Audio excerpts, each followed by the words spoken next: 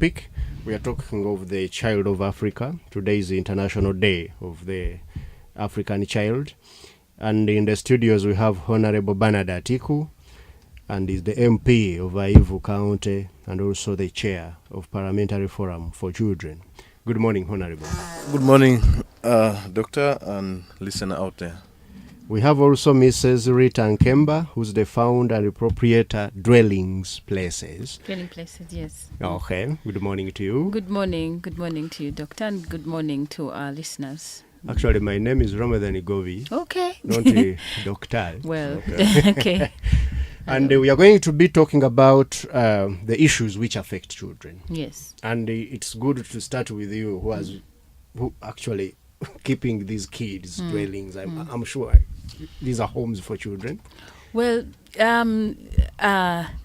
Dwelling Places is an organization that specifically works with children, street-connected children. Okay. Long time ago, we used to call them street children, but we are trying to sensitize the community and the country to use the word street-connected children.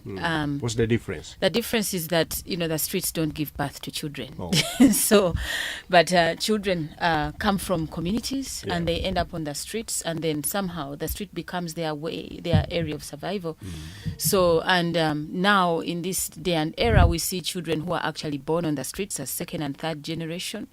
So they're connected to the streets, So we try our level best as an organization and as advocates for these children to sensitize the community and advocate for these children to be withdrawn from the community. From the streets. To and give them the into, opportunity, to live within society. To live within the mainstream, the society, to live within normal communities, give them the opportunity to live within homes. So Dwelling Places is an organization that intends to rescue children from the streets, to rehabilitate them. We have a rehabilitation home, a transitional rehabilitation home. We intentionally do transitional rehabilitation because for a long time we've discovered that many of these children actually have existing parents connections or relatives within the community.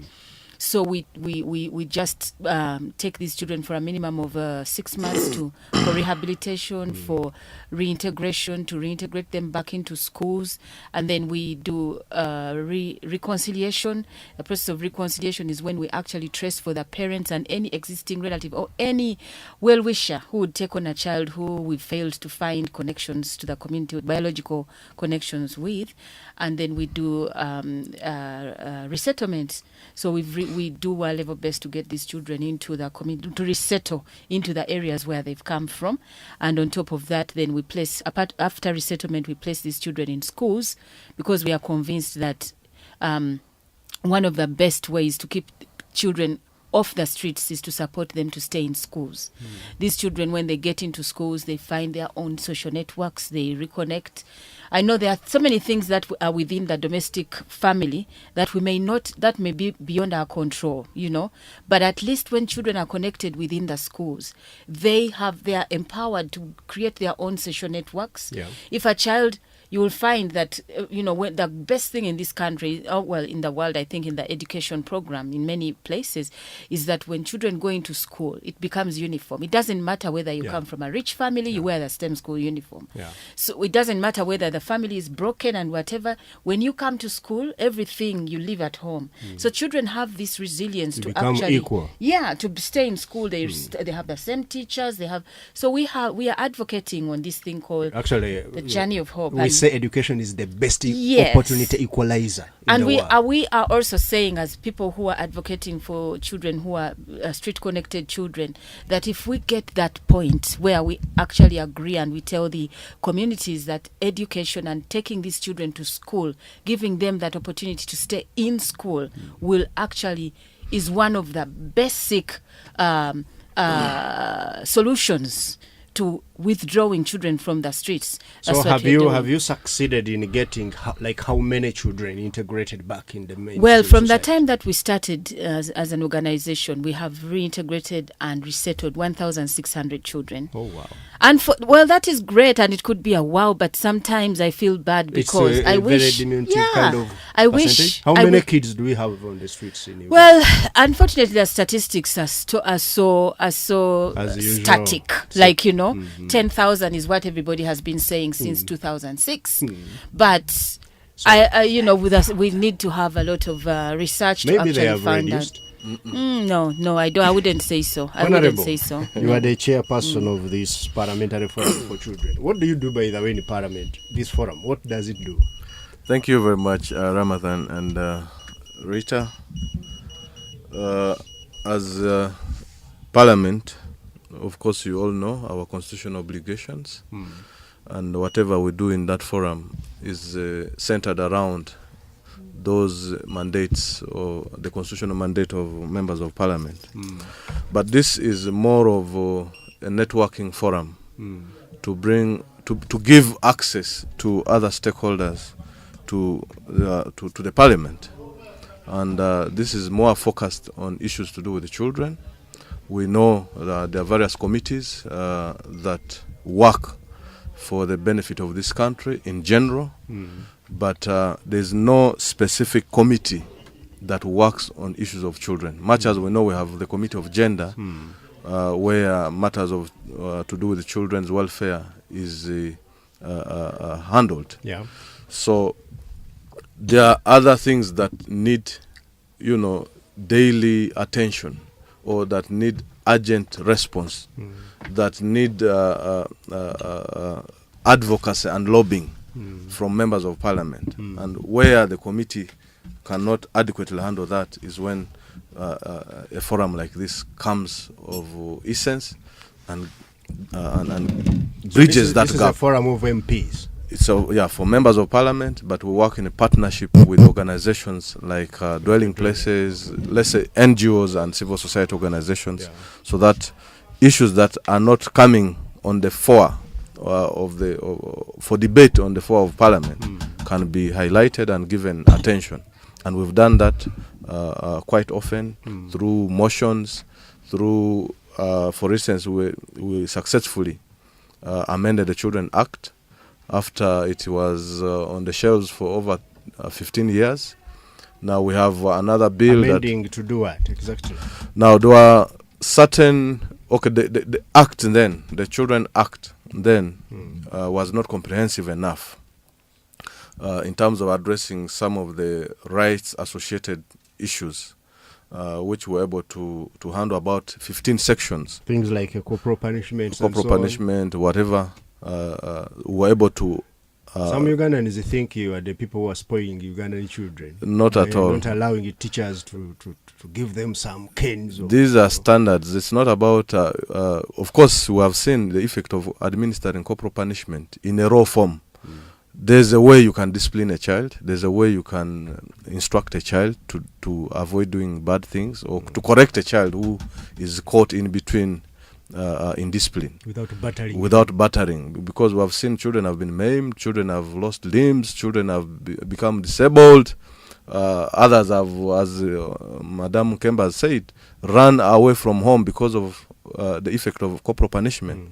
So the current law now is comprehensive enough with the proper administration and implementation mechanisms. We are also promulgating another law, that is the Anti-Human Sacrifice and Harmful Traditional Practices Bill, which I'm handling, and hopefully we should be able to help this country, because children are being sacrificed, children are being kidnapped, children are being subjected to all sorts of things. Albinos are being, chased for ritual, purposes. So all this is being handled by the forum, much as it should have been done by the relevant committee. So what we're doing is to bridge that gap, and we're happy today to be in these studios to be talking about the Day of the African Child, which originates, of course, way back from South Africa, and after OAU accepting that indeed The African child needs to be given a special day like this, and now it's commemorated world over to highlight the plight, the situation in which our children live in. Isn't it Now- also demeaning to say African child? This is the International Day of African Child. Now, What about other continents? I'm looking How at different is I'm African looking at child the from future the rest? when this becomes of the matters of the past. But where things are now, where we have close to 15,000 children living on the streets with no parental guidance, with no hope of the next meal of the day, with no guidance, no, subjected to all sorts of things. If you see the situation that our children exposed to on the streets, and what they will become in the future, you just know that something has to be done. So for me, the essence and the importance of a day like this is to bring to debate that indeed we have children who are living in squalid conditions, and they need attention. So when we're talking about Day of the African Child, we should be focusing on the situation of the children in Uganda.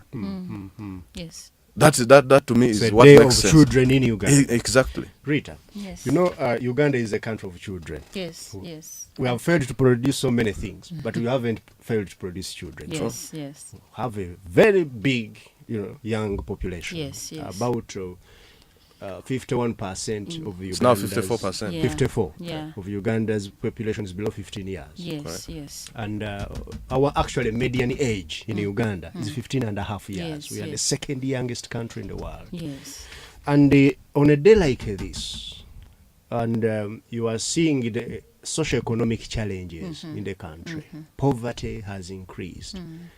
And it is increasing mainly in the rural areas where these children, their parents have almost nothing to look after them. And economics is funny that the poorest households or families are the ones that have more produce children. Yeah. more children. It's entertainment.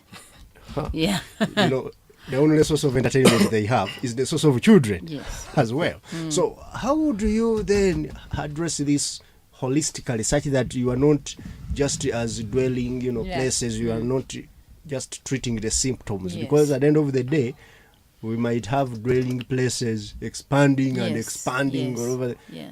How do we Well, address this holistically? I mean, one of the things that has baffled me as we have been interacting with people, just leave alone the issue of talking about street children, that statistic needs to be almost made animated for people to understand.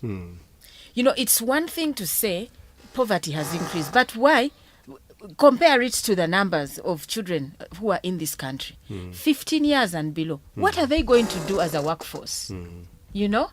What really will a 15-year-old add to the economy of this country? They are children, and they make the majority.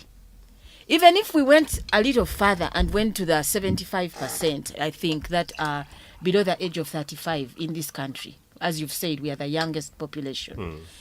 Even that gap of the 35 to 50, 16 to 35, like the human capital that comes out from the education system, many, as people who have been employers, okay, I may not boast of a big employer, whatever, but from the small statistic that I've had with people who have come into my docket as an employer in the NGO, I look at the skills that people have to give so that they can create, add value to the economy of this country. Productivity. And it's like nothing. Yeah. So I think one of the most important things that we're going to do, you've talked about the symptom. We as dwelling places have treated this symptom for a long time. 20 years we have been out there, we've been talking about, but even for 20, if someone says 1,600 children in 20 years, that's a very tiny bit, but it's because we as an organization want to go skin deep rather than just surface care. If we are doing care, we want to do it. The process takes longer. But what I'm saying is that we have the responsibility as people who have seen the problem to make it, to animate it, to advocate, to talk about the effects of this young population to the nation. 15 and below being the biggest, what are they going to add to this economy? Yeah. So, but the fact is they exist and they are many. So we have got to try and make sure that we do things. I mean, look at the Chinese, the people in China. Sometimes I look at those things which come on the social media and sometimes you think, oh, well, that's child abuse. Yeah.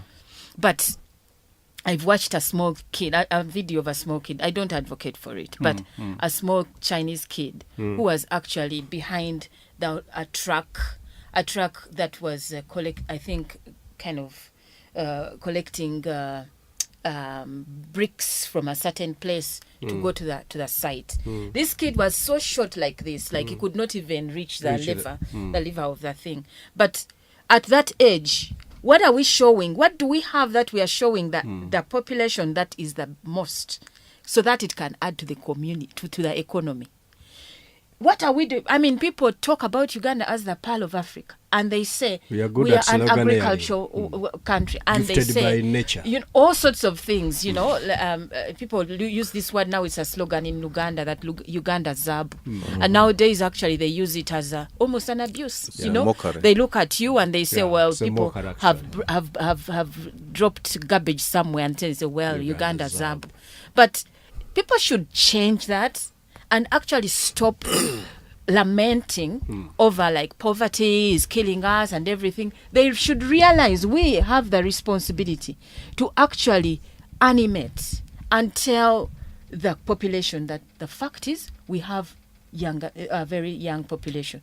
What are we going to do about it? So let's be creative. Whether education in any sector, we should be creative. Yeah. She's talking of, people should change. And in this world, we know that a human being responds to two things, either incentive or danger. Nothing else. You can't mobilize a human being. And politicians, we shall mobilize them. We shall sensitize them. But you need to create an incentive mechanism or a kind of, it's carrot and stick. Correct. But in this country, we are so much into carrots. Everything is politicized. Everything is people, how they, take it. And now we have ended up with this big challenge of teenage pregnancies, Children producing fellow children. Find a child of 14, 15 years is pregnant. And there is a fellow who's a big man who has made them, have these pregnancies. So how, as legislators, on these issues she's talking about, because for us to address the root cause, we need to go into putting in place an institutional framework in which people respond and be able to stop some of the things which affect children. What are you doing as your forum? Now, I know the forum may not do everything, but I've always believed in addressing or facing the challenge head on. Yes. And we have a situation at hand as a country, because when you look at the neighborhood, people don't want us to compare sometimes, but you can. With whom can you compare? Look at Rwanda, look at Tanzania, look at Kenya, look at other countries. What are they doing in as far as addressing these challenges is concerned? There are only 3 areas where we need to focus. The first is the family. And I think a year ago, or I don't know whether it's still this year, where we dedicated the year to the family. The family was put at the fore of the approaches, the various approaches that we are supposed to be implementing, either in development or whatever. The second focus should be on the state. What is the state doing to ensure that there's a firm foundation for addressing issues of children? The third is the religious institutions. We all belong to one or two faiths, whether we are Christian very or religious Muslim. country. Exactly. So how do we use the 3 centers of responsibility to address the foundation of humanity? The foundation of humanity is in the child.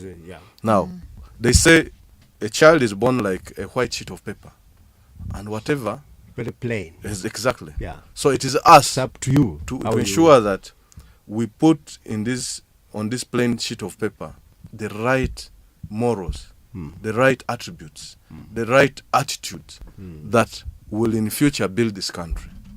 So I think we have work as a country, not necessarily as parliamentarians, because we are doing our best to ensure that these laws come in place, the right policies are in place, and the relevant ministries do what is supposed to give our children the right ingredients for development. And indeed, as we celebrate the Day of the African Child today, the theme says, leave no child behind in Africa's development.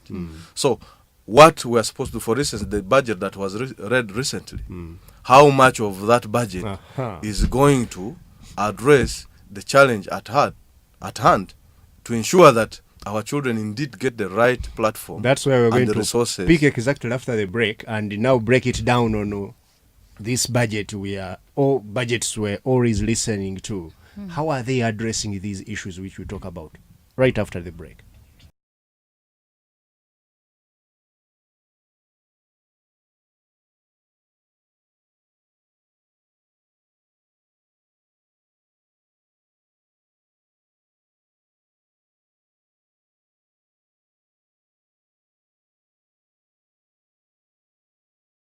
Stand by.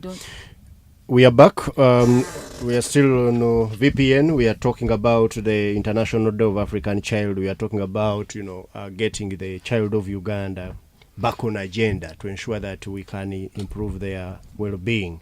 We have Honorable Atiku, MP Ayivu, and is also chairing a parliamentary forum for children, and Mrs. Rita Nkemba, who's a founder of Dwelling Places in Uganda. Honorable, before we went to the break, you were linking us to the budget. Now, correct. The budget has just been read. We saw some big money moving from here to there. We saw, the roads got over 4.6 trillion shillings. A lot of money. 4.7 trillion. We have seen a debt. We are going to repay debt to a tune of 10.6 trillion debt shillings. Servicing. Now, that means that actually this debt, you guys, the MPs, Atiku, the President Museveni, who's the leader, and others who are borrowing and building nice roads, driving big cars, you are not the ones who are going to pay back this debt. That future generation of children who are born today, they are going to pay debt because this Daily Monitor wrote a story. We are going to pay this debt in 94 years. And that's why the president said this is an evil paper. How can you tell Ugandans those things? So how do you address this in the budget? And maybe as a legislator, what did you find interesting in your area of children? Now, first and foremost, of course, to run a country, you must have resources. And these resources are, the first one is the human being. So as citizens, we are the first important resource in either the good governance or productivity or whatever economic benefit that we intend to generate. We have to look at resources, and these resources are generated from